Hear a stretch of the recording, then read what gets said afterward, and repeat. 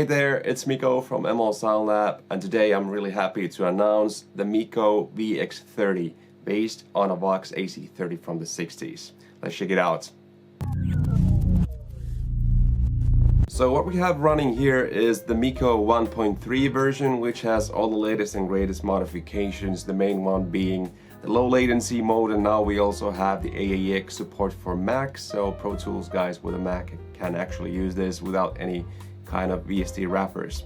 The low latency mode works so that when you're not using low cuts or high cuts in standalone mode, you have this text here, which means that you have ultra low latency. Really cool and handy and really nice to play through. Also, the quality is exactly the same. Now let's have a proper listen to what this VX30 sounds like.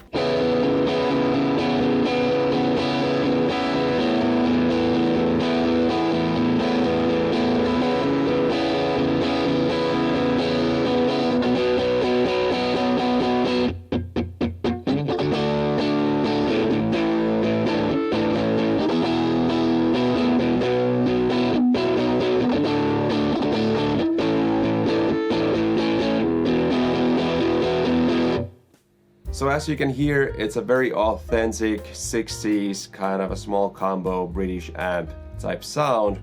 Let's check the mic up that I have going on here. So I'm actually only using two microphones, the 57 and a 184, which is a condenser microphone, and that's a Neumann mic. So if we listen to these mics separately, this is just the Neumann.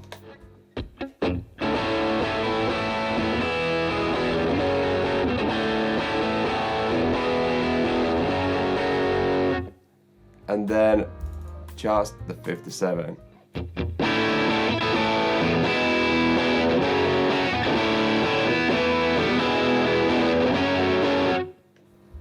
So as you can hear, the 57 will be the brighter mic, the 184 is the darker mic, and with these two blended in together, it's already a really awesome sound.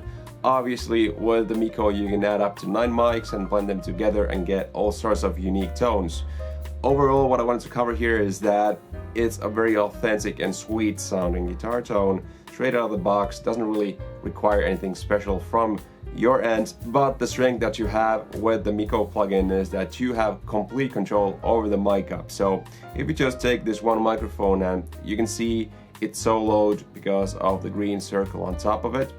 Let's place it dead center on the speaker and see what it sounds like.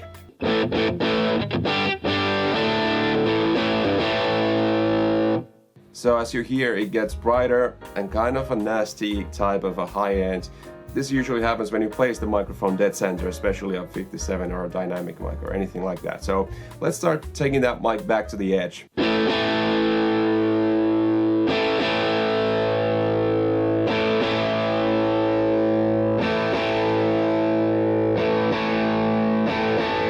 And that's the other extreme. If we go too far to the edge, we kind of lose clarity. So what you want to get here is the correct brightness with this mic up. And why it's really important for this type of amplifier is that the real amplifier doesn't actually have all these treble and bass and middle knobs.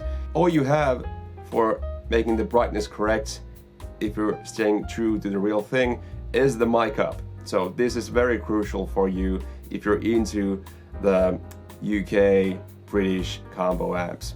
As you can probably tell already when you're looking at the spectrum analyzer here, is that the low end is very different on this combo amplifier, and this is perfectly normal.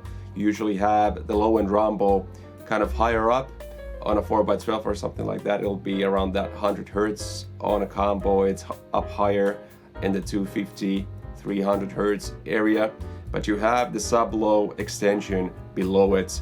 So it's kind of a different kind of sound, and you know, using something like a combo amp sim and then not using a combo IR will kind of give you a different kind of a sound, but I definitely think you need this kind of IR to get a really authentic combo sound. And that's essentially the gist of it.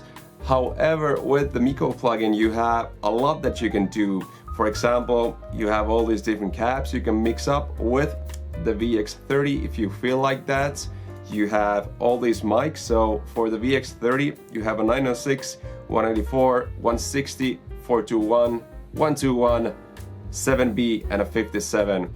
And obviously you can mix and match all these mics. You can add up to 9 mics and have, for example, 3 57s, and you can go crazy. You can do whatever you want with the mic up. 9 mics is definitely more than enough to have simultaneously on one speaker. With the mic controls, you can also pull the mics back to get kind of a more distant sound if that's what you're into. With the impedance controls, you can add some power amp impedance in there. So for example, if you're using some kind of a pedal that doesn't have power amp simulation in it, you can add some power amp tone in here. Probably for this, it'll be the combo, and 100% will be your realistic amount of power amp color in your guitar tone. I have that in my muller, so I don't have to do that. And like I said before, if you use low or high cut, you will get rid of the low latency mode in the standalone version. So anyways, if you use low cut and high cut, you can kind of polish your sound. If you're just looking at that curve, I can kind of smooth out the low end and get rid of all the spikes in the high end. And now I kind of have a mix ready sound.